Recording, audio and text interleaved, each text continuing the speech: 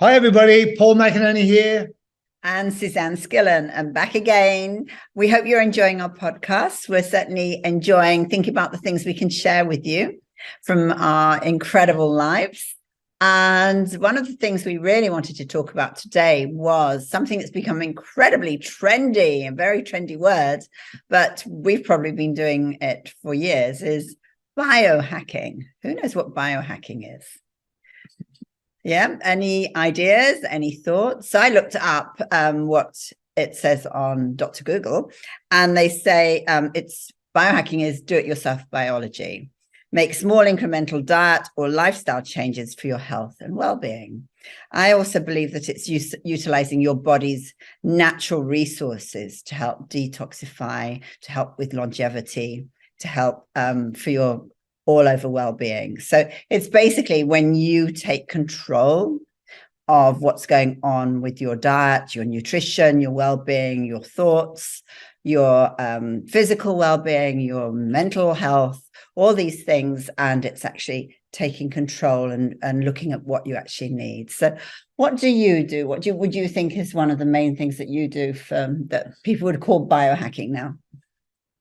Well, one of the things that one of the first things that I did was weight loss because I was overweight and I was stressed and I wasn't sleeping. So there's three in a row there. But my weight loss was very, very important. Like 12 years ago, because of the stress, I was 28 kilos overweight. And thankfully, I lost those 28 kilos. But the great thing about it, I've kept it off for over 12 years now, so I'm feeling fantastic. And also I worked on the stress and that as well, because the stress was causing me not to sleep, and that caused a lot of inflammation and cortisol and all those sort of things were building up in me. So that was my three major things: is weight loss. Also I had no energy in that as well. Yeah, so you know that I know that you're so athletic and fit and all that sort of stuff. And I remember you taking me around the block, and I tired out after one lap around, and I couldn't even tie my shoelaces up without bending down and getting giddy and dizzy and that. So I've completely changed my lifestyle over the last 12 years, and thanks to you and that as well. Well, one of the main things was your eating habits weren't great, were they? No. So you would, I remember, I'll never forget you coming to a barbecue at my house, and I offered you a big bowl of salad and vegetables, and you just took the sausages and the chops and the meat, and I said, I'll have those later. And later never came, and it never came again either for a long, long time.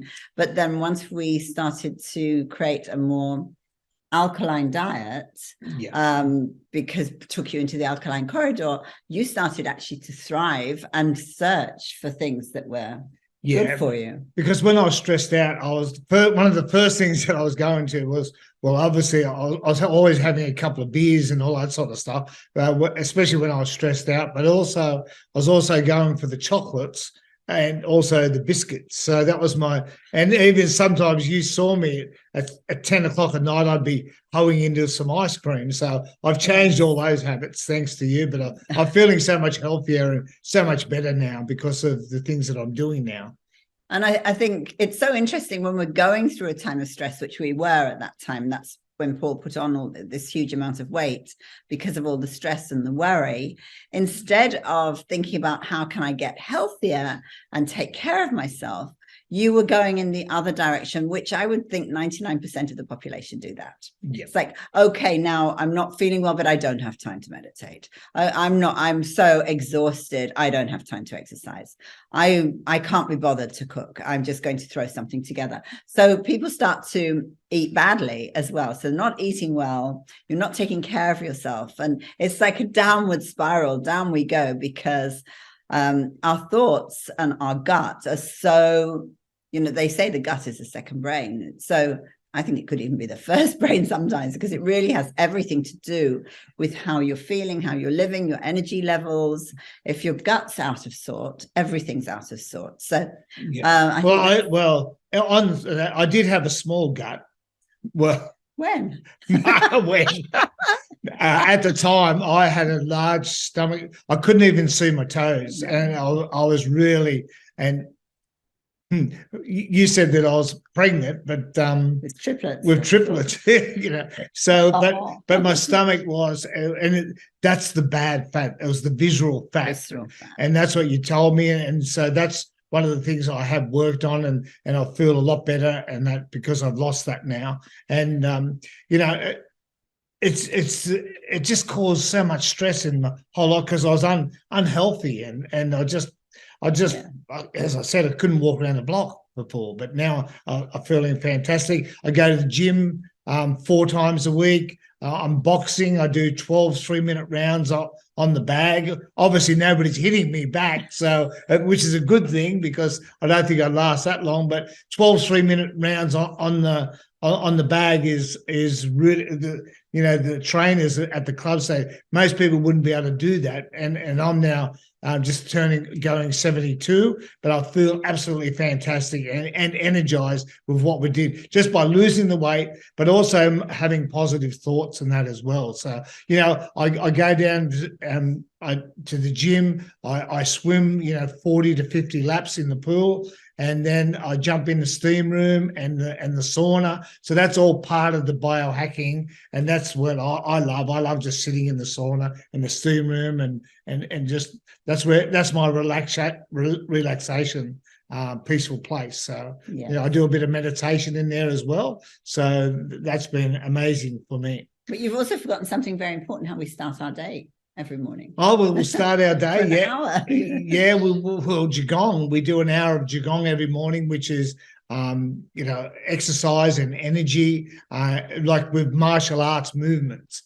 And I'm going like this as we talk, but it's martial arts and just feeling the energy, and that's an amazing exercise. And we started when 3 years ago when COVID was around, and we were doing it every day, and we've been doing it every day to start our days and that as well. So now, what about you? What's I know that I've been biohacking my whole life. You have been biohacking. So when you were in London, having you had the gym over there and working with world champion athletes like Formula One racing car drivers and boxers and athletes and soccer players and all those, what did you do to train those people or teach those people on biohacking or, meditation was incredibly important. And that was something some people were like, I don't want to know that woo-woo stuff, Suzanne. So I never really actually called it meditation. It was mindfulness,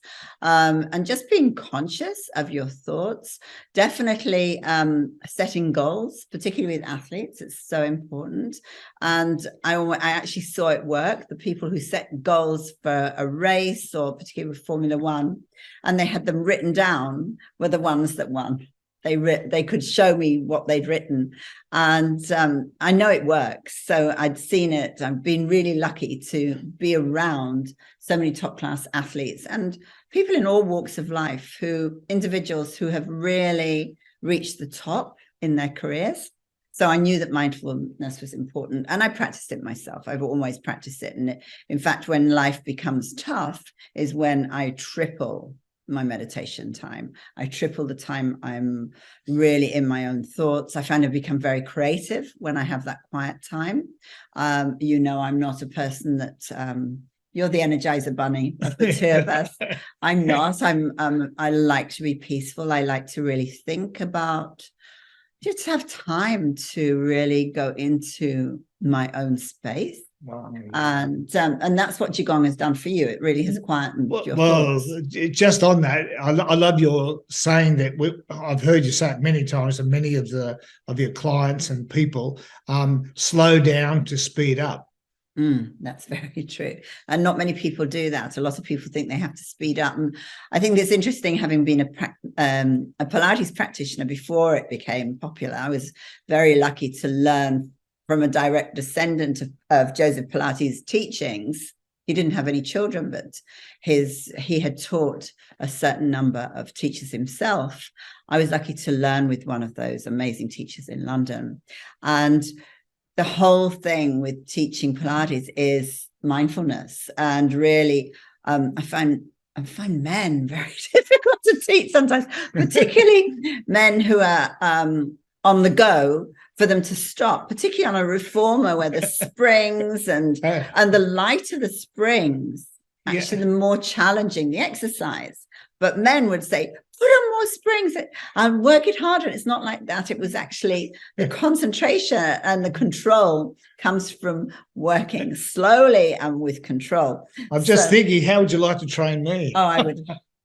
Thank goodness I finished.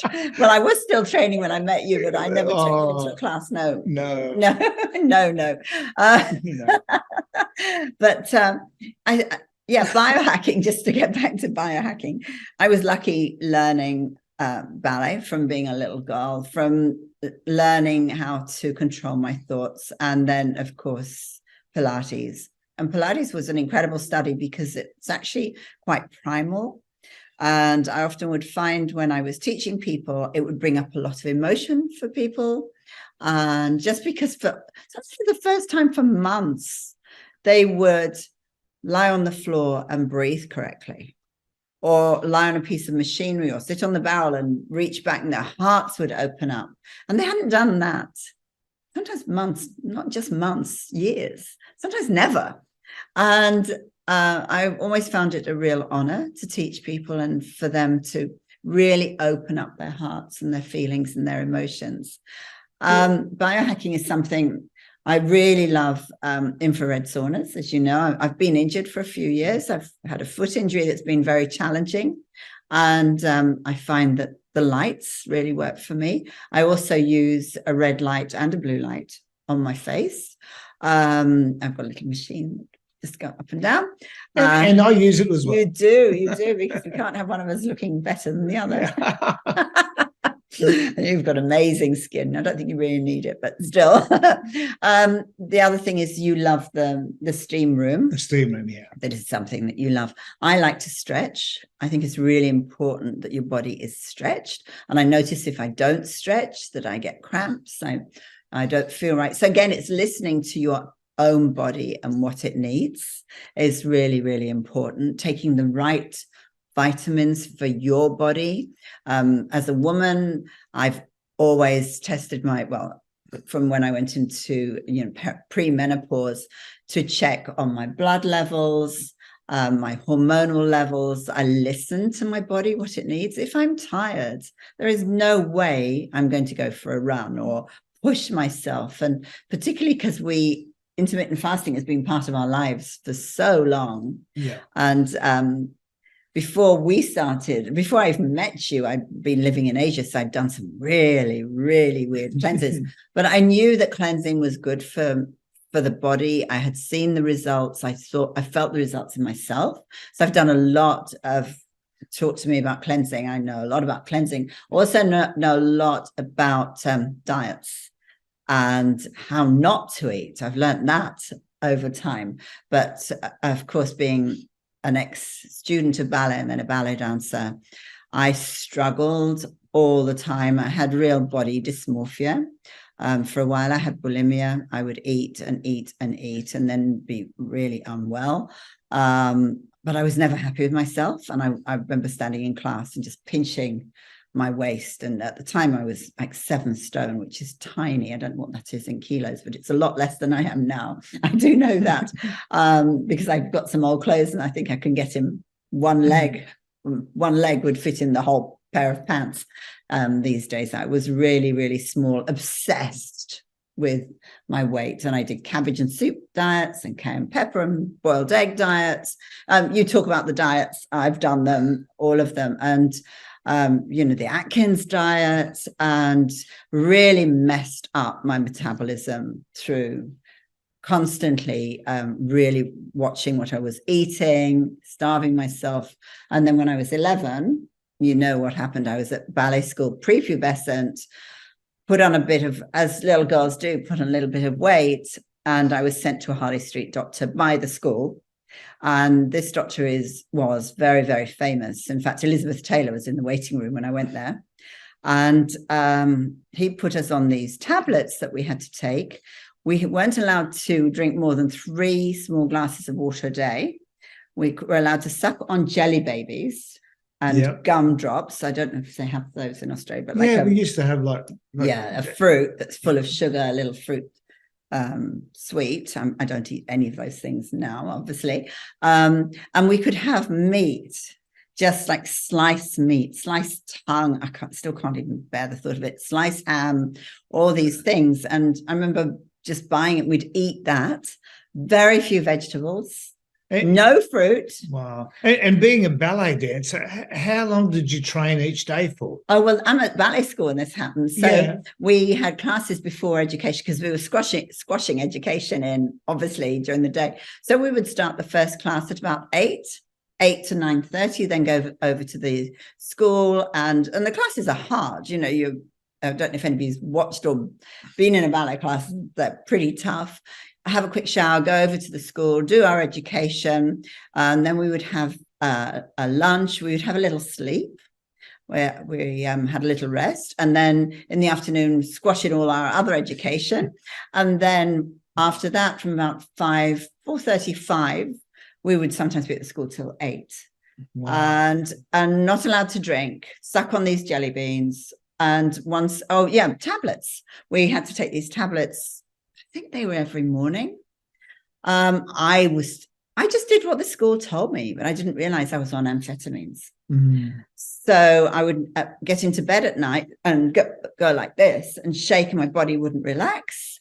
And that went on for a long, long time. I actually was addicted to amphetamines for a long time. I had to really wean myself off. So I know about eating well to get results and not eating well. And that was when I was under Harley Street doctor. Yeah. Well, I know that you've worked and helped thousands and thousands of people with their weight loss. And what would be your 3 best tips for actually losing weight? But not only losing weight, the main thing is keeping the weight off. Well, the first thing is not to get obsessed with scales. Measure yourself first and then put your scales away.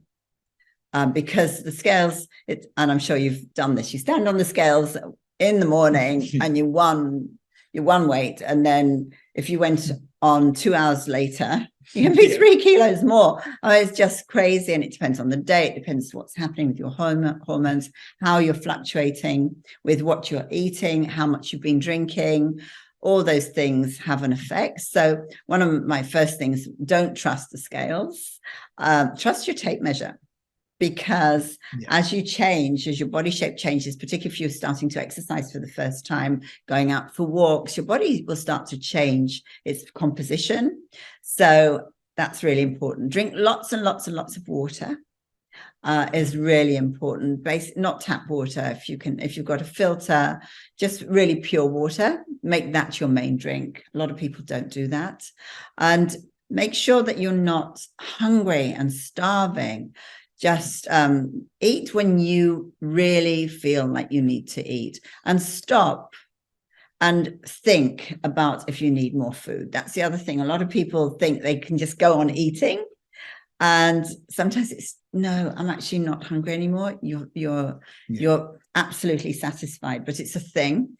And the other thing is get smaller plates, smaller portions. Well, over the years, Western countries, our portions have become huge. I couldn't believe especially in America. When I first went to the USA, I remember having an omelette, and I could have fed a small village almost on that omelette. It was huge. So just being conscious of the size of your portions as well, and doing other things as well, not just thinking about food all the time. Deprivation sends a message to us. I can't have chocolate. I can't have this. I can't have that. Don't think like that. Just have a wide variety of different foods and make sure that you're not depriving yourself of anything. Because the moment you deprive yourself, you're going to want it. Yeah. So, and the other thing is not to say, oh, I'm not drinking. I hear people say, I gave up drinking on the 4th of February last year. But then they're looking forward to the time they're going to start drinking again. Whereas I found if you just trick your body by saying, I don't think I'm going to drink at the moment. And then if something happens, you can still have a drink, a little taste. Because again, otherwise it's deprivation. So the same with sugar. I'm not going to eat any sugar, just wiping it out really seems to upset people because then they go the other way. Yeah. Yeah, well, when you guided me to lose that 28 kilos in the 90 days, one of the things that really helped me was that intermittent fasting. So cleaning out the toxins and impurities out of my kidneys, liver, my blood, and I just felt so energized and so good. And now we've been cleansing and doing that for nearly 12 years now. So I feel fantastic with that. But the other thing you taught me was breathing. Oh, yes. Because I breathe through my mouth. And I never had deep breaths or any breaths through my nose. So I didn't even know what my nose was there for, actually. But I'd never breathe through my nose, always through my mouth. So I was always getting sore throats and, not feeling well and congestion and all those sorts of things. But now I breathe through my nose and I also breathe through my mouth. So can you just explain a little bit about that? Yeah. Because I think that's important for because most people don't breathe properly, you say. Well, our breath is incredibly important, and also to use our lungs correctly. A lot of people are very shallow breathers. Some people just breathe from here rather than breathing deep down from their lungs and diaphragm. So it's just being conscious of how you're breathing. And again, that's why I love Pilates, is actually the breath work. I love Qigong because of that, the breath work, yoga too. They actually have slightly different ways of breathing, but it's always about breathing in through your nose, out through your nose, unless the teacher specifically says, no, do this exercise as maybe a huge sigh out of your mouth. So that's one of the things I think is really important. Breath is I could do a whole podcast on breath. And at the moment, there's quite a few good books about breath. There is a book called Breath. And if you really do struggle, you find you're shallow breathing, you find that you're constantly getting sore throats, you're not feeling great, maybe it's your breath. So again, that's part of biohacking, looking at what your body needs and it's almost like you're taking your power back. It's like, okay, this is what I need to do for me. And I'm not saying eliminate the medical profession because it's very important as well, but just being conscious of what you need for your body. So I know that every night I exercise with a little ball under my foot because my foot's been injured. So I'm strengthening all those tiny little intrinsic muscles in my foot. Knees as well, joints, they're getting a little bit weary. Well, well, the older we get, especially like you see so many people having hip replacements and knee replacements and all that sort of thing now. So what do we say is work on it now before you have to do these things. Yeah, so before you lose it, and then you become conscious of how you need it. Yeah, but look at all the dances, all the ballerinas you dance with around the world. They've had double knee left, replacement, right. Yeah, and then hip replacements. And you're being so fortunate with that because of your Pilates training and doing that. So it's just really being conscious of your body, really your anatomy. We are all so unique, so special. We are walking miracles. We really are. If you start to think about what your body does, even whilst we're talking to you, we're breathing, our heart's beating, blood is going through our body. Yeah, we're all these organs are working without us having to do a thing. So we are absolute miracles. You are miracles.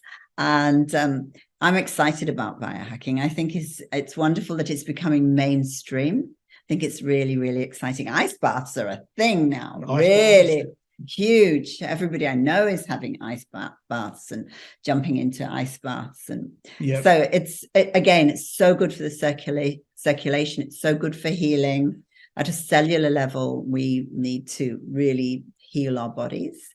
And I'm passionate about longevity and well-being. Really, really important. I don't want to end up in an old people's home just sitting in a chair and feeling sad, and nobody will come and visit me. Well, that's what happened to my mum and dad. Yes. I did go visit them, but I mean, they were in there for 5 years, Yes. and they just went downhill very, very quickly. And then when my dad passed away, mum passed away like 6 months later. And it was just because she lost all her goals and living and all that sort of stuff. So I didn't want to end up like that. And that's why I'm working on myself now. And thanks to your training and doing all that sort of stuff.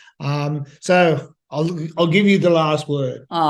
Okay. Well, thank you. I hope you've really enjoyed listening to this. We're enjoying doing these podcasts. Thank you for listening. We really hope you're enjoying this podcast. Please leave a comment below and share what you like most with us. We're really interested to know who you are. Share with us what you learned from this, and share with your friends too if you've enjoyed this. And we look forward to seeing you again very soon. And remember, life is very beautiful, and expect miracles every day. Bye. Bye.